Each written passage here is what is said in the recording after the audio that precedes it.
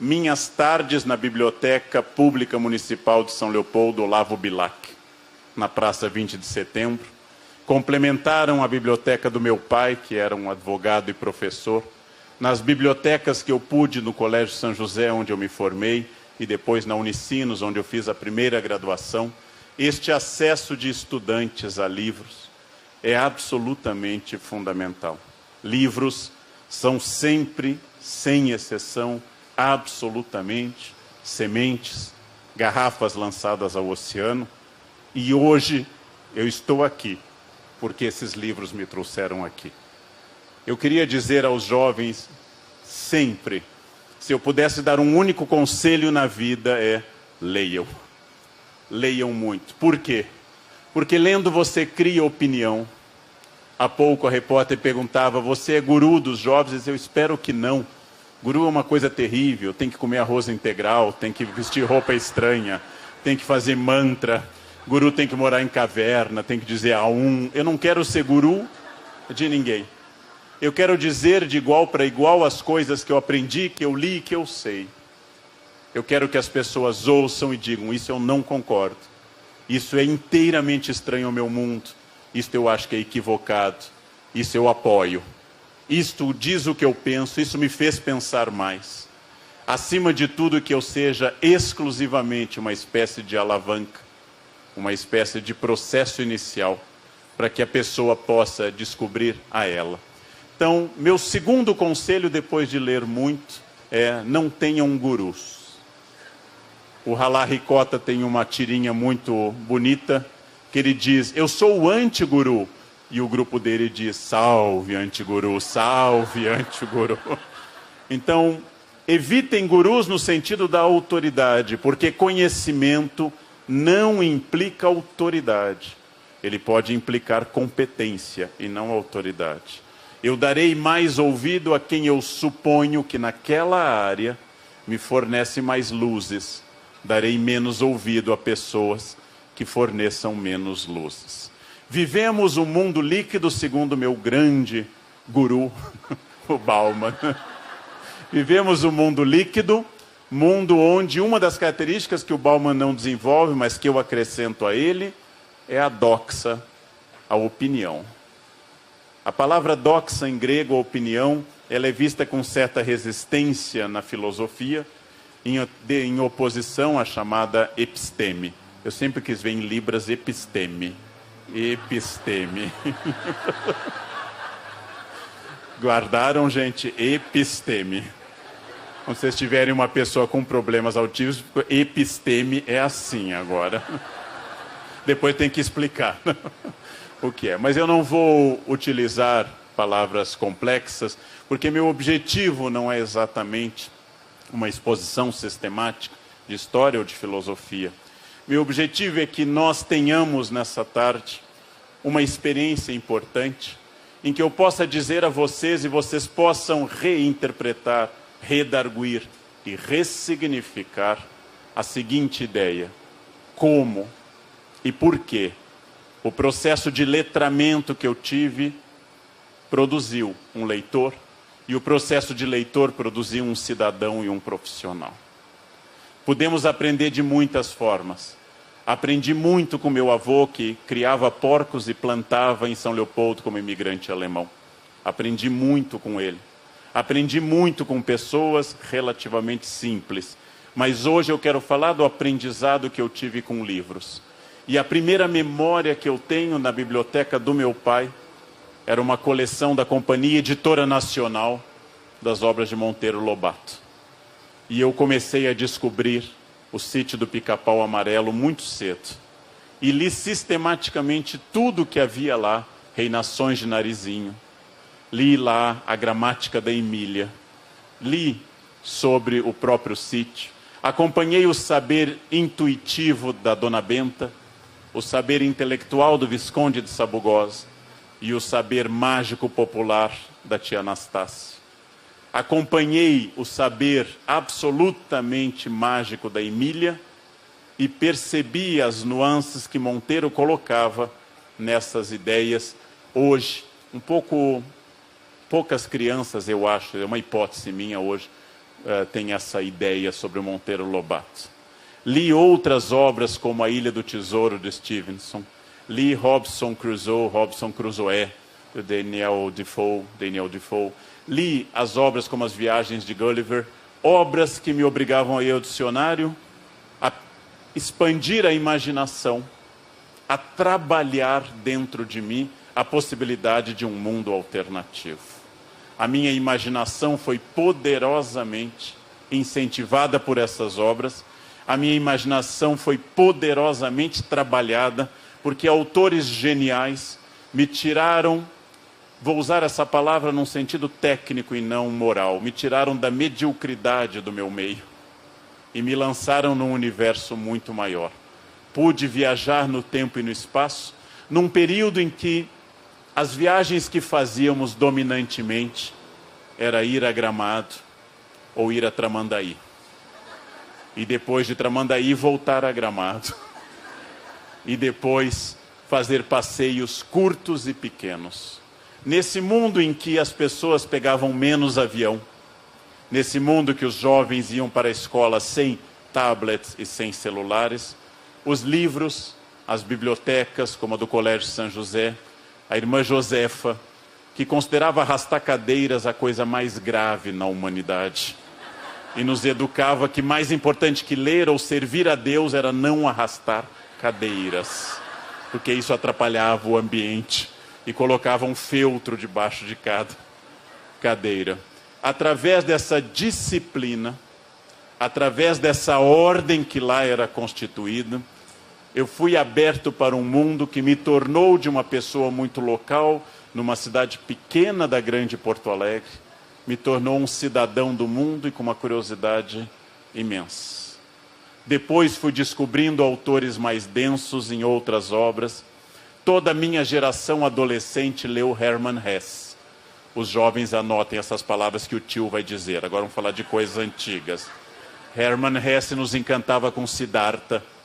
Hermann Hesse nos encantava com obras que faziam uma espécie de filosofia metafísica.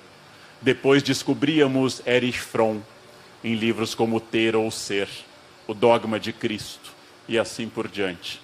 Descobríamos a literatura de Eça de Queiroz e eu, de uma família muito católica, ao ler A Relíquia do Eça de Queiroz, tive a primeira grande crise de fé da minha vida, porque essa olhava para as coisas com uma objetividade que eu, formado em escola católica de freiras alemãs, não conseguia ter naquela ocasião. E Eça de Queiroz e outros autores foram me apresentando até que na adolescência houve uma grande descoberta da filosofia. Um pequeno texto de Sartre de 1945, O Existencialismo é um Humanismo. Até hoje, ao escrever artigos para o Estadão, ao dar uma aula no doutorado da Unicamp, de vez em quando me escapam frases como: a existência precede a essência, estamos condenados à liberdade, a angústia da vida é inevitável, que são absolutamente frases sartrianas. Eu tive a experiência de ser submetido a um pensamento sistemático. Então, tomado de uma imensa vaidade que é própria dos jovens, eu ataquei a obra de Hegel e de Kant. Foi muito bom, porque eu tive que desistir no primeiro capítulo. Eu não entendia absolutamente nada, não compreendia nada. E descobri, para meu horror, que havia inteligências imensamente superiores à minha e que eu teria que esperar para ler Hegel. Aliás, esperei muito tempo para poder ler Hegel. Que a minha vaidade era maior do que minha capacidade. Isso também foi um aprendizado. Havia nos livros tanta coisa que algumas não eram ainda acessíveis a mim. Funcionava como uma revelação que eu deveria gradativamente aguardar, como eu aguardei mais 20 anos para ler Hegel. Aliás, também com dificuldade, 20 anos depois. Ler a Fenomenologia do Espírito, página a página, depois voltar, porque eu não tinha entendido o que a página dizia, pedir auxílio a alguém que conhecesse mais, ler obras de Kant. São obras que, em primeiro lugar, foram uma aventura intelectual. Em segundo lugar, foram um exercício de humildade. Eu descobri já jovem, não mais adolescente, uma obra de uma literata que me deixou assustado ao final, que foi A Paixão Segundo GH, de Clarice Lispector. Eu nunca imaginei que uma tarde sozinho num apartamento, onde não acontece absolutamente nada, além de uma barata, uma figura kafkaniana que a Clarice explora, eu descobri que Clarice era tão genial, era tão brilhante, que aquela tarde sozinha num apartamento era mais rica do que toda a existência que eu tinha tido até então. Terminei o livro com um pouco de raiva, pensando, eu nunca escreverei como essa mulher escreve, mas não sou suficientemente burro para achar que ela é enrolada, porque há duas categorias nessa pirâmide alimentar. No topo está Clarice, no topo estão Milan Kundera, no topo está Machado, no topo estão os autores, cuja criatividade, domínio de texto, imaginação e pensamento nos excede imensamente. Na base estão aquelas pessoas felizes, que quando não entendem dizem o autor é enrolado. Ou então, ele não sabe escrever, eu não entendi. Essas pessoas felizes, centradas em si, narcísicas, são profundamente felizes. Têm a tranquilidade que a estupidez confere a algumas pessoas. No meio, muito abaixo de Clarice, ligeiramente acima dos estúpidos, estou eu, que não tenho a tranquilidade de achar, como os estúpidos, que o texto complicado é problema do texto. E não tenho a inteligência de Clarice. Eu chamei a esse grupo, uma vez num café filosófico, grupo no qual eu me enquadro, de inteligência Salieri, aquela que percebe Mozart, mas não é tão imbecil como o imperador Leopoldo. Ou seja, estou no estágio Salieri. Ao ver alguém escrever como Cervantes, o Dom Quixote, acompanhando as novelas exemplares de Cervantes, ao descobrir em romances contemporâneos Milton Ratum, Copo de Cólera, ao descobrir Lavoura Arcaica, que me provocou também um impacto extraordinário. Ao ver esse tipo de texto, eu reconheci que havia mentes muito privilegiadas, sobre as quais eu poderia discorrer, pensar, aprofundar, elaborar questões para os meus alunos, mas eu não faria a mesma coisa. Não faria do mesmo jeito. Então tive que achar um nicho na humanidade, que é ser professor. E eu considero que ser professor, no meu caso, não só é um título justo, mas é um título tecnicamente simpático, porque cabe ao grande intelectual, a uma pessoa do porte de Kant ou de Clarice, criar ideias. E cabe a um professor ensiná-las. É uma posição bonita, que vai criar algo com o aluno, mas cria ideias. Não criar ideias é próprio da intelectualidade. E por intelectual estou entendendo essas pessoas que, sendo ou não professores, sendo ou não escritores, um dia olham para o espaço e têm aquela intuição que Giotto d'Albondone teve ao reinventar a perspectiva na pintura. Um dia olham para o espaço e têm aquela intuição que entre 1906 e 1907 Picasso teve ao pintar as Demoiselles d'Avignon e criar e inventar o cubismo como linguagem. Que olham para o espaço e para umas gravuras japonesas e têm aquela explosão de pinturas que entre 1889 e 1890 Van Gogh teve. Para me consolar no meu estágio intermediário de inteligência, eu pensei, Van Gogh se matou. Clarice Lispector era uma pessoa atormentadíssima, segundo a biografia recente do Benjamin Moser, era uma pessoa atormentada, porque dotada dessa capacidade de visão, ela tinha uma dificuldade extrema de convívio com as pessoas. Porque para conviver bem com as pessoas, precisa mais ou menos estar no mesmo plano civilizacional que elas. Por isso que as pessoas simples são muito sociáveis. Quanto mais simples, mais sociáveis. E se ficam muito felizes com experiências muito singelas de conversa. E aí, não um conselho, mas uma advertência. À medida que vocês forem lendo mais e mais, à medida que vocês não conseguirem mais viajar sem um livro, À medida que vocês forem entrando na descoberta da literatura, vocês vão descobrir uma outra coisa. Vocês vão ficando mais exigentes com as pessoas. E aquela conversa, tá quente hoje, né? Será que vai chover? Nossa, esse calor é muito cedo para este calor, né? O tempo tá maluco. Que jogo ontem. E a política, né? Tudo uns ladrão, silepse de número. Tudo uns ladrão, né? À medida que eu enuncio essas orações absolutas, assindéticas, fáticas, eu vou entrando numa capacidade de enunciar o mundo como ele é. Está quente hoje em Porto Alegre. Mas à medida que eu leio O Coração nas Trevas, de Conrad, o polonês que escreveu em inglês essa obra impressionante, eu vou me sentindo um pouco Kurtz, no meio da selva. Um europeu perdido numa curva do rio Congo, preocupado em como ensinar as pessoas locais a passarem seu terno de linho. E isso me remete ao filme inspirado nesse livro, Apocalipse Now. E o Kurtz se transforma em Marlon Brando. E eu penso em Marlon Brando desde Sindicato dos Ladrões até Apocalipse Now.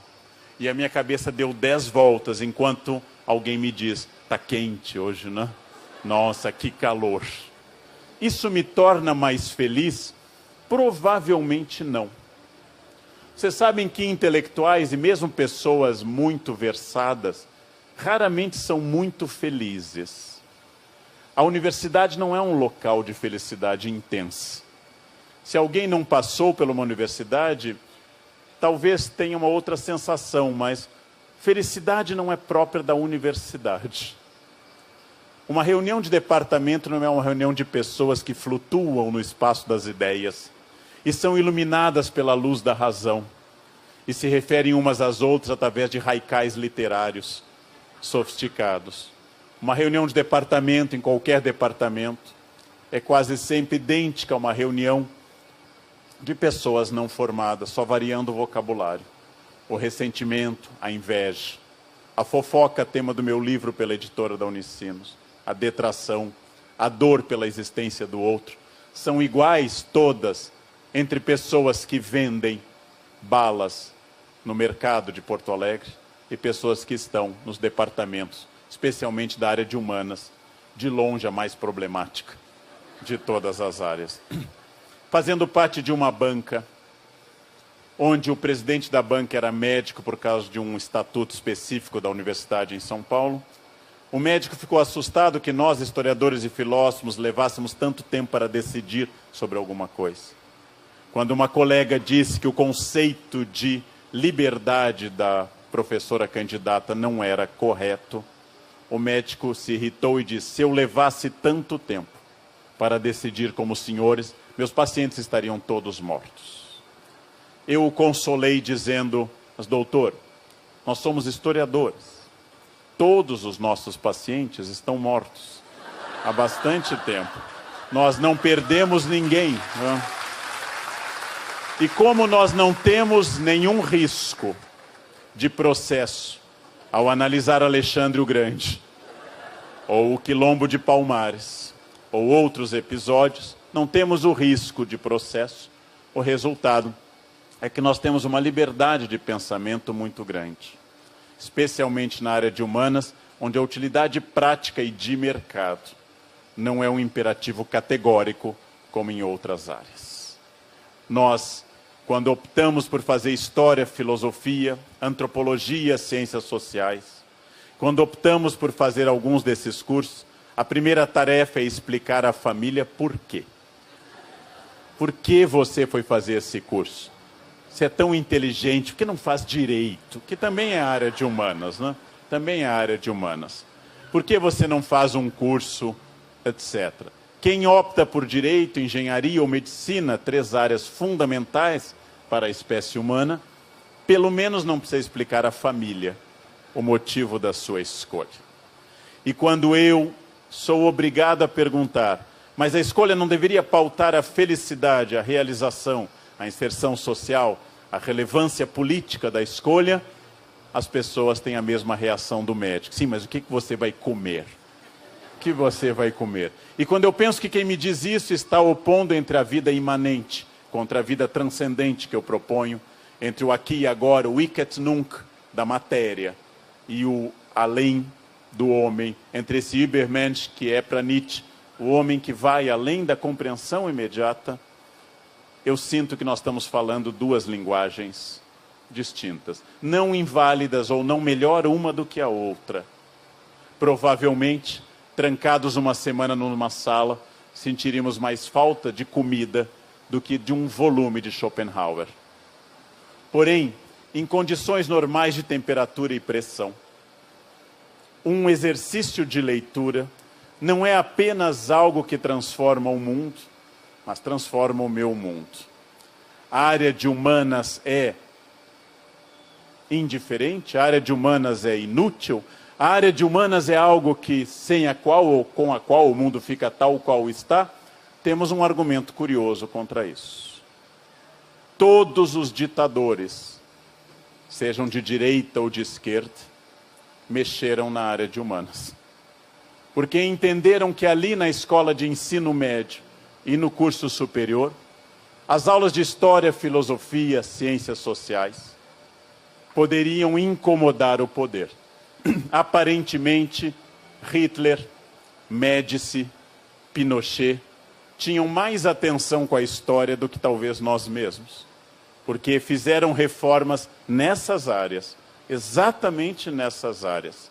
Em todos os momentos da história, ditatoriais ou não, ou disfarçados, se propõe sempre, e eu não faço uma metáfora de hoje, se propõe sempre uma reforma no ensino.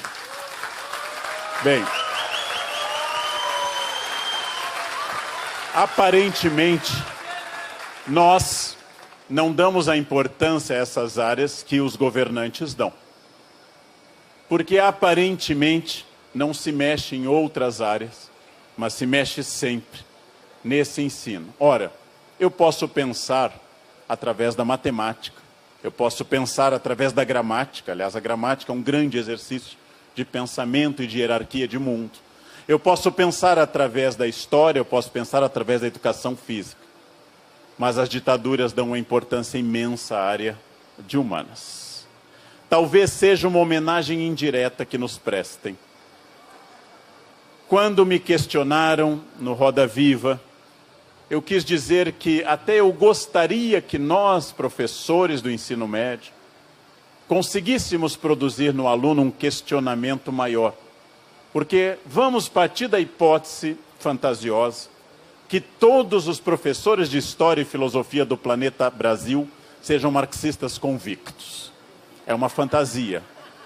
É uma fantasia. Alguns professores de História e Filosofia são conservadores. Outros nunca leram Marx na vida. Outros são marxistas. Outros são macrobióticos. Outros são veganos. Há uma variedade imensa.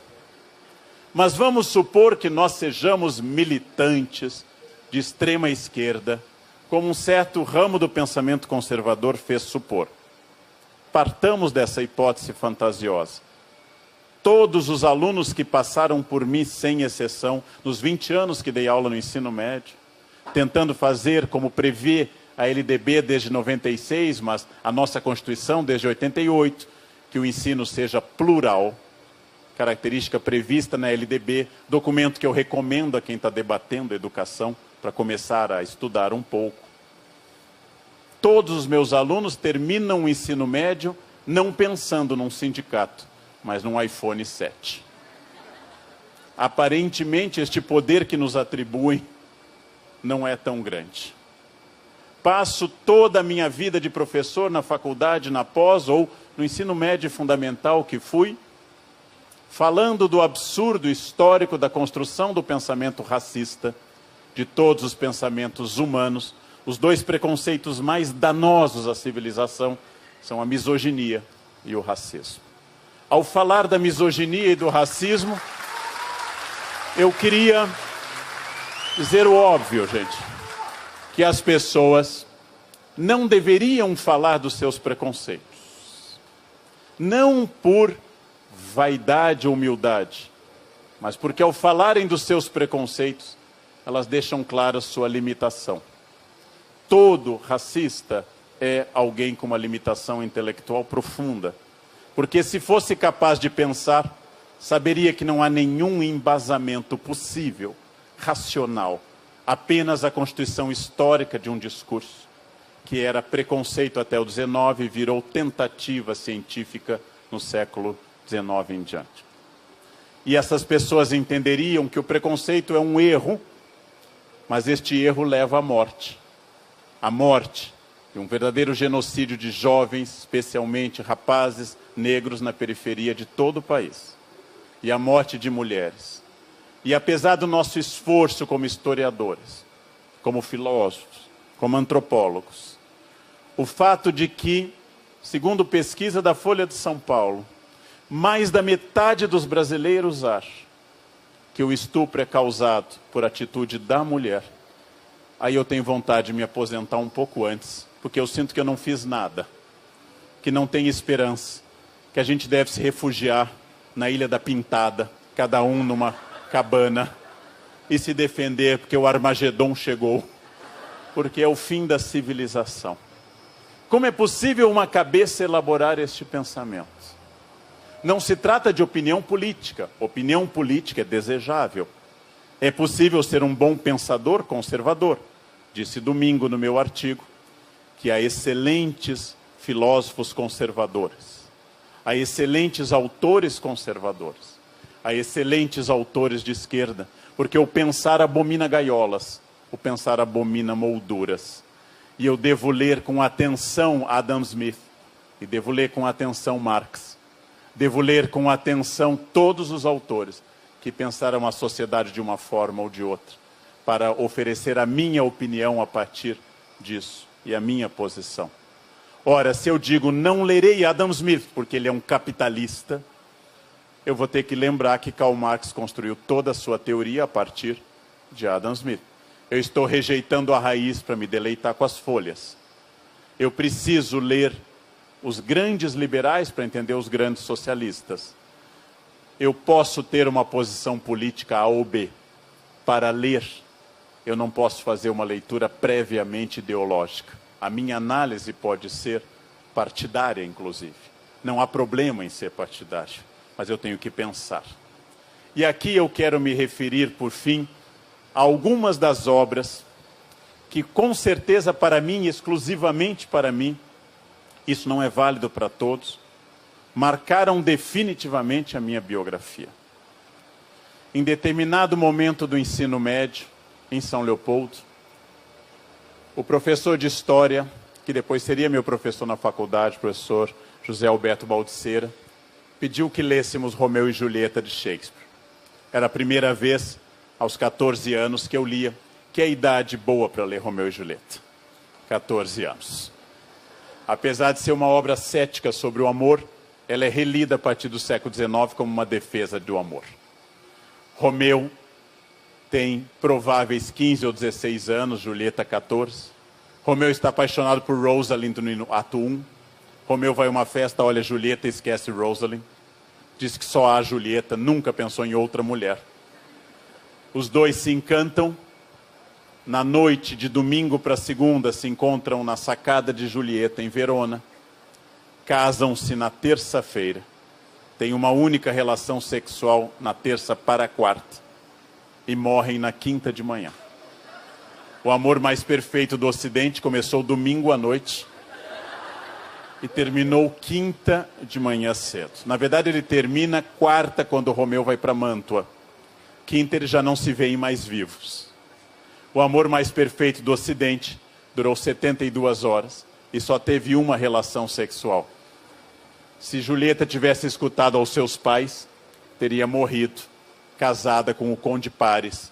Seria uma mulher feliz, com filhos, engordaria 1 quilo por ano, passaria a ser conservadora, leria algumas revistas semanais e concordaria com as ideias contidas naquela revista, faria chás beneficentes e morreria feliz, com filhos, e não teria tido essa aventura que ela teve. Mas Romeu e Julieta foi uma porta de entrada. Logo seguida, da tempestade, peça mágica que também, em geral, agrada aos jovens. E, finalmente, no final do ensino médio, foi a descoberta total, marcante, absoluta, epifânica do Hamlet. Nunca uma obra tinha me tocado tanto, nunca uma obra depois me tocou tanto. Li a primeira vez numa tradução da editora Melhoramentos, depois li uma tradução da Ana Amélia Carneiro, depois li uma outra tradução e fui lendo até enfrentar pela primeira vez em inglês com dificuldade. E ao trabalhar com tudo isso, fui descobrindo cada vez mais que aquele príncipe tinha atingido um grau de consciência que eu gostaria de atingir também. Alguém que olhe para tudo e diga que o resto é silêncio. Alguém que me ensine aquilo que eu estou escrevendo um livro nesse momento, que se chama O que eu aprendi com o Hamlet. Aquilo que possa dizer que enquanto o mundo arranca os cabelos uns dos outros, decidindo se Trump ou Hillary vai vencer, eu olho como príncipe e pergunto, há uma rica branca e um milionário branco. A diferença talvez não seja tão notável entre ambos. O resto é silêncio. Que essa polarização é própria de quem vê o bem de um lado e o mal de outro.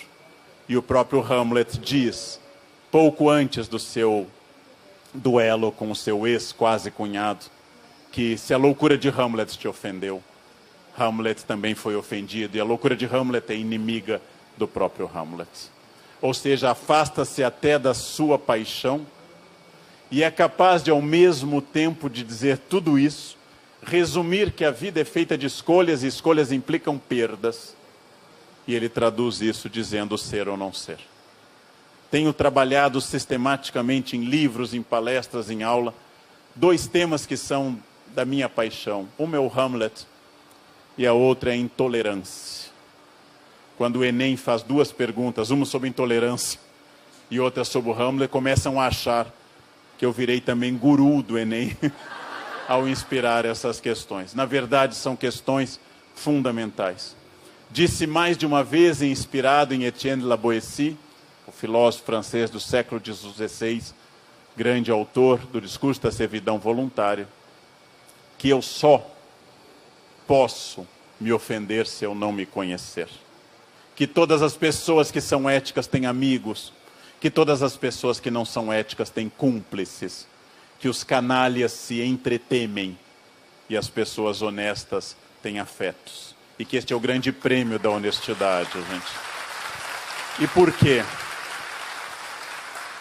Porque fui obrigado a repensar sistematicamente quando alguém me manda um vídeo, você viu o que fulano falou de você? Eu tenho que dizer, não, não vi e não verei. Não porque eu não possa ser alvo de crítica, que é óbvio que eu possa e deva, mas porque a pessoa que está me atacando quer 2 coisas que eu não posso oferecer. Primeiro é luz, e a luz atrai insetos, com grande quantidade. A pessoa quer girar ao redor do que ela supõe ser uma referência. E a segunda, ela está expondo a sua dor ao me criticar, e é um direito dela. Se eu me conhecer, eu não me ofendo. Como eu disse a um aluno que um dia, irritado comigo, bateu a porta e gritou careca. E eu disse, bem, você vê, né? Como eu poderia estar ofendido? Talvez você devesse dizer cabeludo para me agradar. Só há 2 chances de alguém me dizer algo, que essa coisa seja verdadeira ou falsa. E nas 2 questões, eu não posso me ofender. A ofensa só existe quando diz o ditado alemão que eu recebi o veneno e aceitei tomar. A ofensa é, para os budistas, aprendi isso na Ásia, uma brasa viva que eu atiro no rosto de alguém para queimá-lo, e há uma chance de eu queimar o rosto de alguém. Mas há uma chance maior e exata de que ao atirar eu queime minha própria mão. A ofensa parte de mim e me queima. Ela não parte do outro. Logo eu queria dizer com grande tranquilidade que ao gritar para alguém, ao insultar alguém, eu falo das minhas dores, dos meus problemas. Caso contrário, meu senso crítico seria possível, mas seria tranquilo. Meu senso crítico não se tornaria adjetivado. E aqui mais um conselho nessa tarde.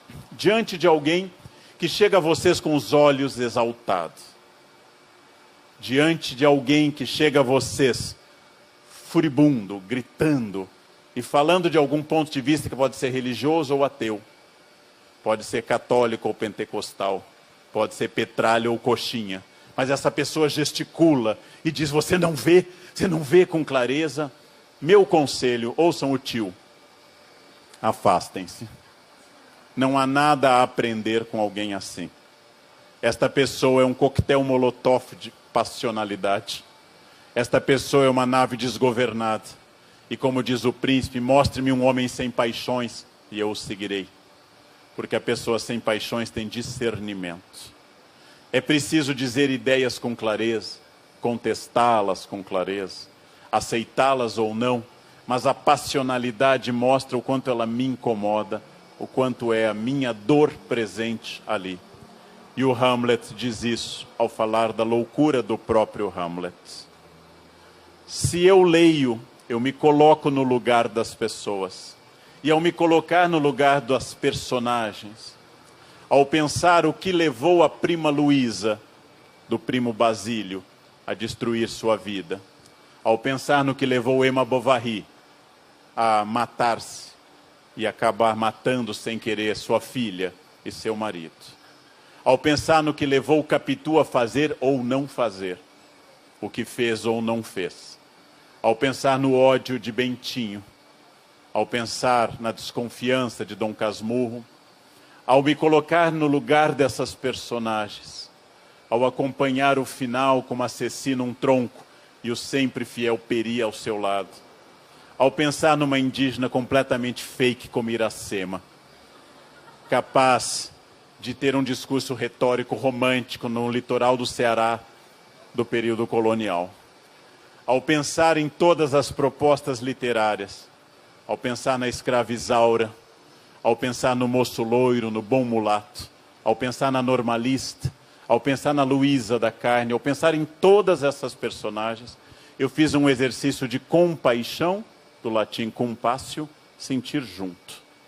E eu me tornei uma pessoa melhor, porque eu fui capaz de sair da minha cegueira tradicional e me colocar no lugar de alguém.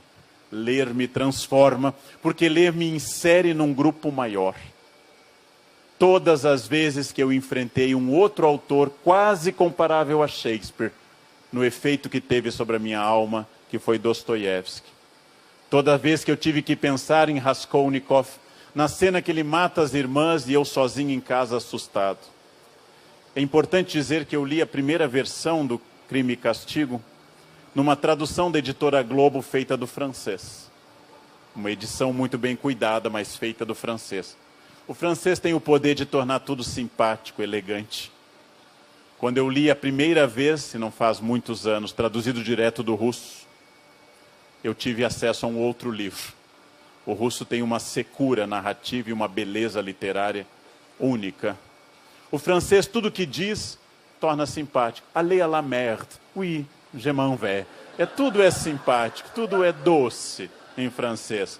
O russo aparentemente funciona como alemão, até quando ama, gospe. E traz a pessoa a um senso de realidade. Mas eu não falo russo para poder julgar nada disso. Raskolnikov mudou a minha vida. Os 3 irmãos Karamazov dividiram a minha alma. Um que era puro sexo e sem caráter. Outro que era um intelectual dedicado e cético. E outro que era Alyosha, o mais novo, um religioso. Cada parte de mim era um pouco disso. A idade me afastou muito do puro sexo e me aproximou do intelectual. É um destino que a gente vai ter. A gente começa a pensar mais e fazer menos. E ter mais exercício da memória. Mas isso é até bom. Esses 3 irmãos Karamazov mostraram uma questão muito importante. Todas as partes constitutivas da possibilidade do comportamento humano.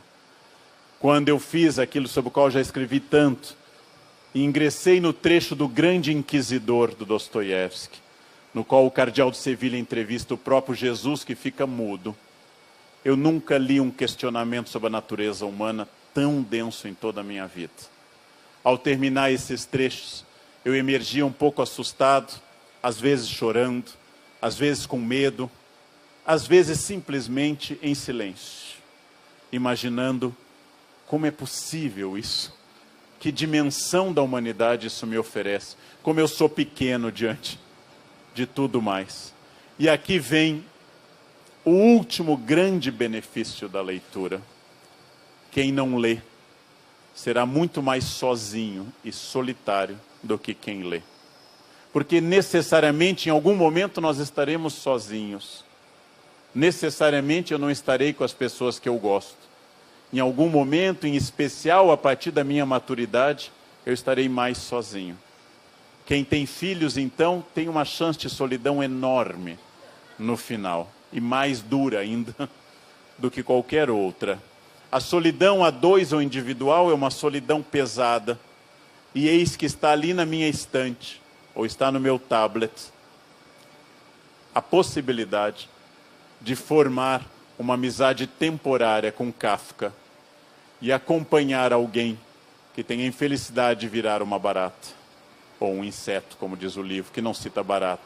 Ali está Érico Veríssimo, que me encantou quando eu era criança com coisas que ninguém mais lê, Tibicuera, Olhai os Lírios do Campo, Clarice.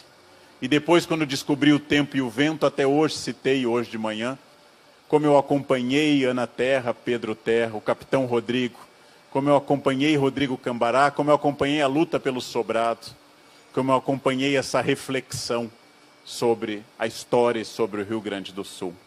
Como está na minha cabeça o encontro que o Capitão Rodrigo tem na mítica Santa Fé, a Macondo do nosso estado, onde o capitão diz que vai entrando e se espraia nos pequenos Dodepranche e nos grandes Dodetalho. E Pedro Terra, taciturno, responde, pois de, e o enfrenta, e os dois se tornam amigos.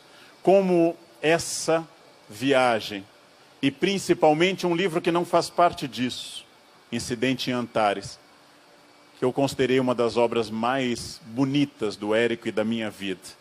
Como é possível pensar no sentido da vida após a morte, através dessa curiosa greve de coveiros, que leva ao centro da cidade esse grupo. Ou seja, de que forma tudo isso me faz companhia até hoje? De que forma, levando para a cama, ou lendo na minha mesa, lendo na minha escrivaninha, lendo na minha sala na Unicamp, lendo nos muitos aviões que eu pego, lendo obras notáveis ou obras técnicas, lendo livros de filosofia ou romances, acompanhando cada autor e tendo que repensar, como me entrevistaram em São Paulo, se eu era a favor da pena de morte. E a única resposta que eu posso dar, eu disse, você já leu na Colônia Penal de Kafka? Se você leu na Colônia Penal de Kafka e entendeu, você não consegue responder essa pergunta com tranquilidade. Porque só pode responder a tais perguntas centrais com tranquilidade pessoas que tenham lido muito pouco, que pensem pouco e como tal tenham uma certeza absoluta sobre quase tudo. Eu não tenho certeza sobre quase mais nada, mas uma das certezas que me resta e com a qual eu conduzo a conclusão é de que a vida é imensamente mais vazia, imensamente mais dura, imensamente mais triste, melancólica, vazia, depressiva, se não houver a possibilidade de eu ler, de me transportar para lugares, de fazer essa aventura, de acompanhar o navio baleeiro em busca de Moby Dick e de refazer a minha vida a cada página, a cada instante. Nunca serei intelectual. Mas repito, como na tabacaria do Fernando Pessoa, que eu não sou ninguém, obviamente nunca serei ninguém, mas tenho em mim tudo, todas as esperanças humanas. Foram os livros que me deixaram desejosos de permanentemente, para sempre, enquanto eu tiver um suspiro em mim, de ler, de descobrir. O resto, tirando os livros, tirando a descoberta que eles se referem, o resto eu repito, o meu doce príncipe.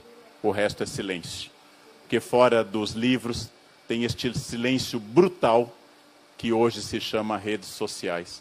Um silêncio absoluto, em que ninguém diz nada, ninguém escuta ninguém. E todos curtem o vazio absoluto que vai e que volta, de frases perdidas, de quem não consegue olhar de cara para a medusa e dizer: eu prefiro virar pedra, mas olhar direto para a vida, do que levar essa vida neutra, morna, sem sentido e sem sabor, da certeza absoluta. Por isso eu volto ao primeiro conselho para encerrar, gente. Aos 53 anos, posso dizer com clareza, quem tem 15, 20 ou 30, leiam. No final, vocês terão só uma coisa na sua cabeça: suas personagens, seus livros, sua aventura e o conhecimento de ser através de tudo isso. Leiam e vocês serão. Ler é viver, ler é ser. Quem não lê, só lhe resta entrar no Face e dizer kkkk. É tudo o que resta. Muito obrigado. Obrigado.